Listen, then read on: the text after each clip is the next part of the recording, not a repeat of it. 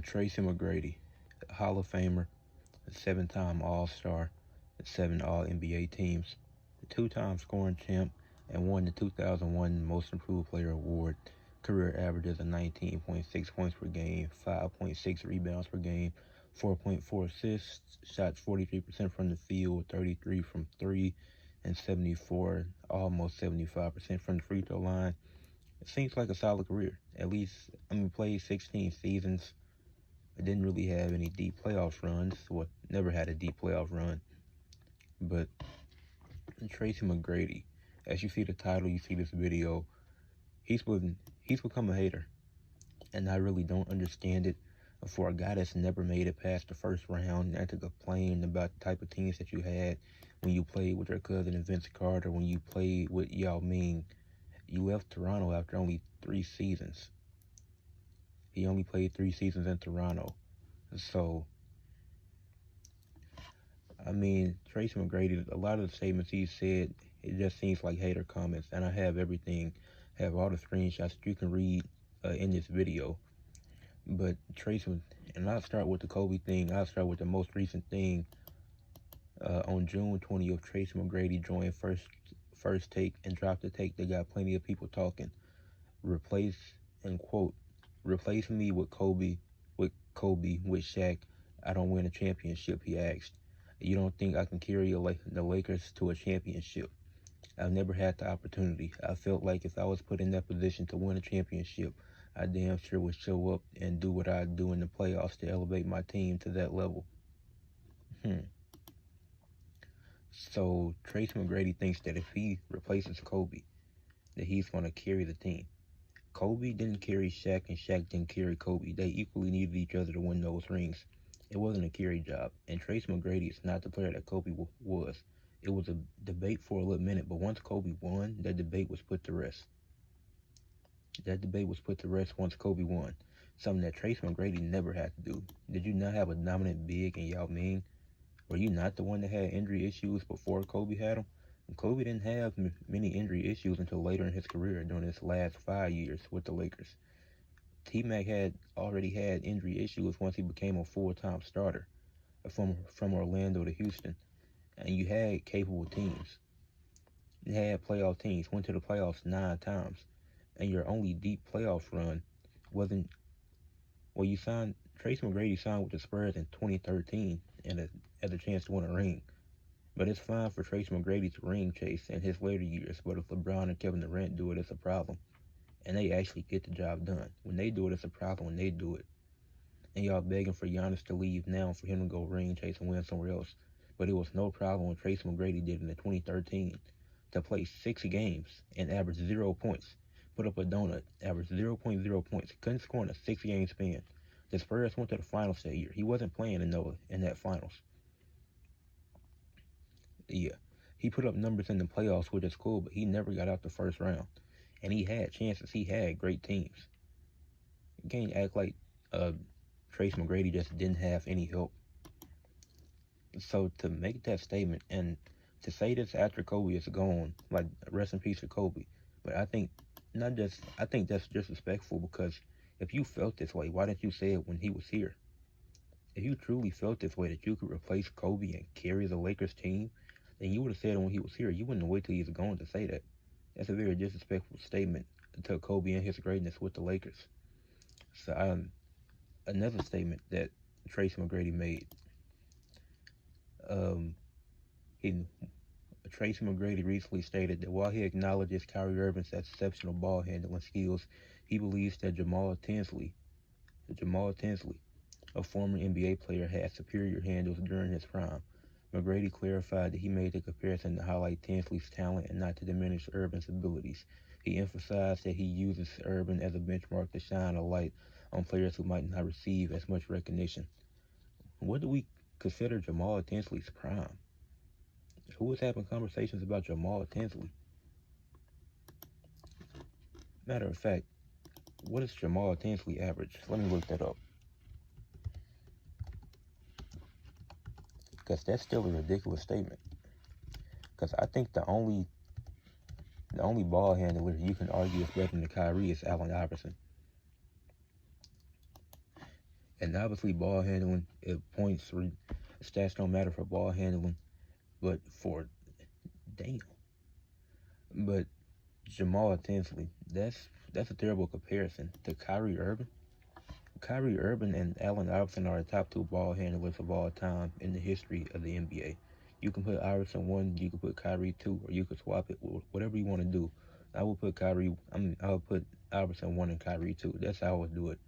But to say that Jamal Tinsley is anything close to what Kyrie Irving was as a ball handler, once again, another disrespectful statement that really has no basis and makes no sense. Like, this wasn't explained. You just said that he had superior handles, but don't explain how. So what sense does that make? And he also made comments about Giannis. Tracy McGrady has made comments about Giannis, particularly regarding his play style and potential struggle in a different era. McGrady has questioned whether Giannis possesses the mindset to consistently dominate and take over games, especially in a more physical era. He also expressed doubt how Giannis would fare in his own era due to the more physical, paint-focused defenses. And to dive deeper into it, he also said Giannis would have struggled. Giannis would have struggled in his era due to a more physical and defense-oriented style of play, especially with emphasis on closing the paint. What are you talking about? So now we're saying that Giannis isn't physical. Giannis isn't a dominant player that's took over finals games. We've seen it. Were the Bucks not down 2-0 in 2021 in the finals and he led them to 4 straight victories, winning in 6? Has he not had dominant playoff performances? Even with the Bucks this past season, he just didn't have the help that he should, as obviously Dame was hurt and had a lot of inconsistency from the role players surrounding him. So has Giannis not been a good playoff performer? Obviously injuries and stuff happen, coaching changes, like it's been a lot, but Giannis has still been great in the playoffs. None of the stuff around Giannis has affected the Bucks as a team, but it hasn't affected Giannis as a player. So to claim that he done, and these stupid hypotheticals, we need to stop this. I'm getting tired of this conversation of having hypotheticals. A hypothetical is something that cannot be proven. And I don't have to explain to you what a hypothetical is. You should know what a hypothetical is. Hypotheticals are something that can't be proven, so we need to stop talking about them in sports. Tracy McGrady, you had help, you're not replacing Kobe. It can't be proven, it never will be proven. So take your career for what it is and be happy with it.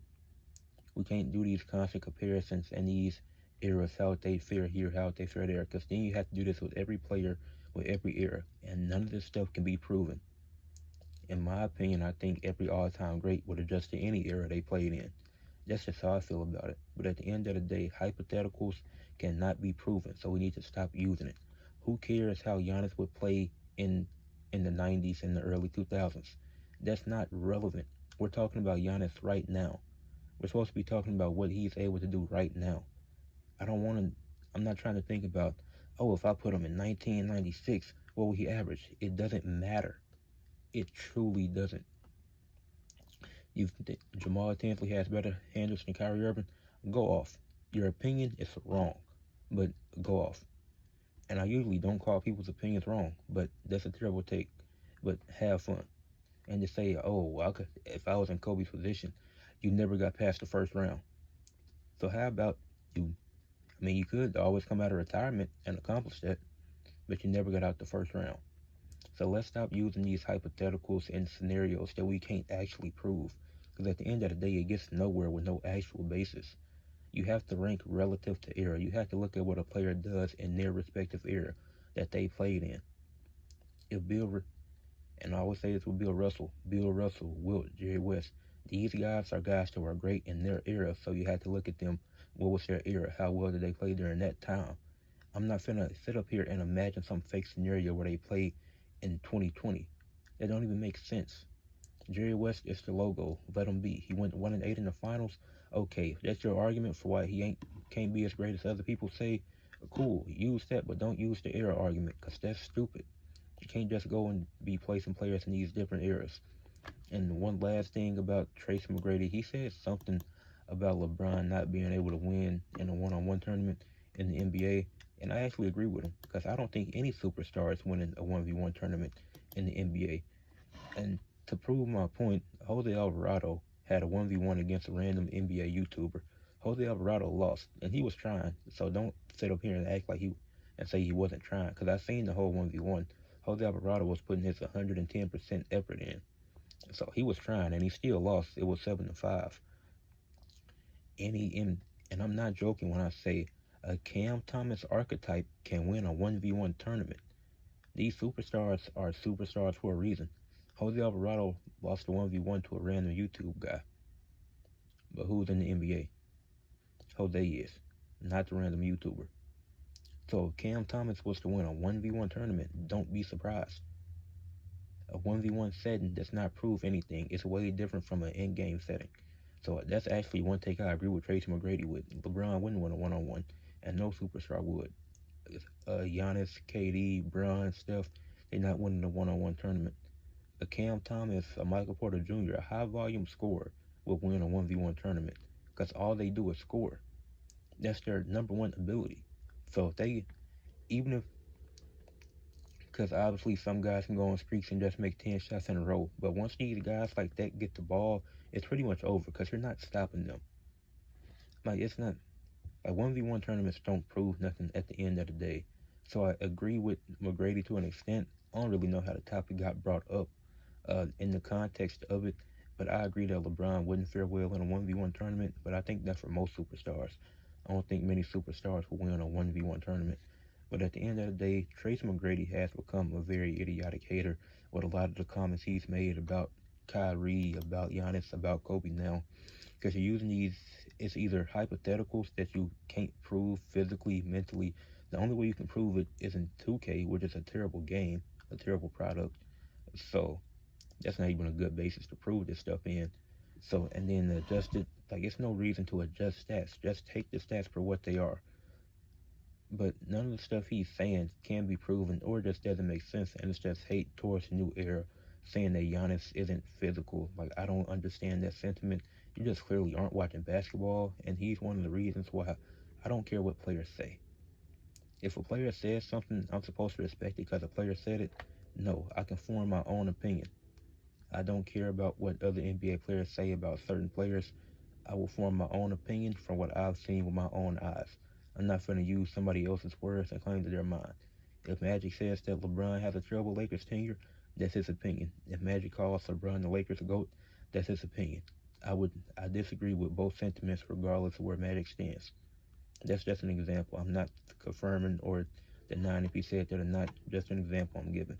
But leave a like on this video, subscribe to the channel, comment, and somebody tell T-Mac to stop hating.